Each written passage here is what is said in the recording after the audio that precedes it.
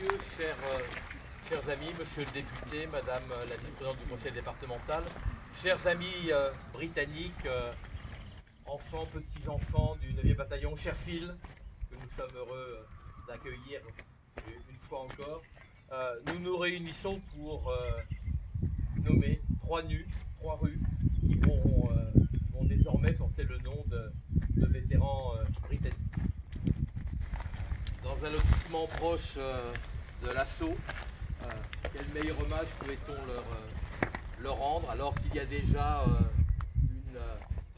une rue, la rue Bill Mills derrière, Gordon Newton qui nous a accueillis, et donc nous continuons avec de ces vétérans que nous avons connus, accueillis et aimés. Je trouve que donner un nom de rue, c'est quelque chose de fort parce que c'est la certitude que le nom n'est pas oublié.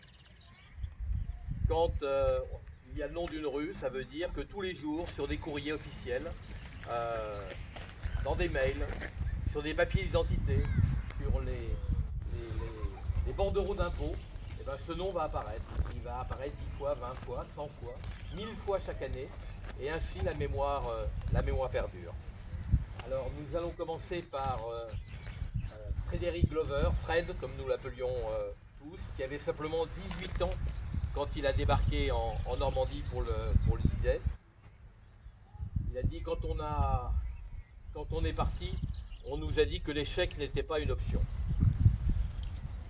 Il était dans l'un des planeurs, vous savez qu'il n'était pas légion à vouloir aller dans les planeurs, hein, c'était plutôt... ils avaient été entraînés pour sauter, et quand on a dit qu'il fallait qu'un certain nombre d'entre eux aillent dans les planeurs, qui étaient ces engins en bois essentiellement, sans moyens avec très peu de moyens de direction, ça apparaissait un peu comme un cercueil roulant. Et Fred a fait partie de ceux qui ont été volontaires, qui ont dit moi voilà, je suis volontaire pour aller dans un des planeurs.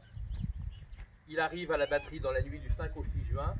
Les planeurs, comme vous le savez, ont reçu un certain nombre de rafales de tirs d'armes allemandes, et Fred sera blessé aux jambes. Il se retrouve sur le champ de bataille avec pas très loin d'un soldat allemand qui souffre plus que lui, et auquel il va donner à l'infirmier qui est là une dose de morphine pour soulager le soldat allemand. Il est fait prisonnier, il part à Paris, il est mis à l'hôpital à Paris, et il arrivera à s'échapper de cet hôpital parisien peu de temps après, avec l'aide de la résistance. Fred, c'est aussi, vous en rappelez certainement, en juin 2014, lorsque j'avais eu le grand privilège, l'honneur de lui remettre notre plus haute décoration, la Légion d'honneur. Et puis c'est à cette même date que Ouest France avait pris la photo de Fred dans un champ de blé sur Ranville, en train de regarder les parachutistes qui tombaient, et cette image a fait le tour du monde. Et il a vraiment, à partir de cet instant-là, il a identifié, il a été celui qui représentait, qui incarnait ces parachutistes du 6 juin. Et voilà, pendant toutes ces années, on aura profité de sa gentillesse, de son souci de témoigner. C'était un bon danseur, hein. Ceux qui ont été à la salle polyvalente se rappellent. Toujours svelte, sec, et qui aimait beaucoup faire rire, et qui aimait beaucoup être très aimable avec les jeunes femmes. Voilà. Alors, un très beau symbole aussi pour dévoiler cette plaque, ça va être un jeune homme, Lewis, auquel je demande de venir, qui a pendant 7 ans a fait la connaissance, parce que sa maman venait ici aux cérémonies, donc il a fait la connaissance de Fred, et puis il conversait avec Fred, il avait des échanges avec Fred, et quelque part, vous voyez, voilà, par-dessus ma génération, bah Fred, il a transmis la mémoire déjà à quelqu'un. Alors, tu as quel âge?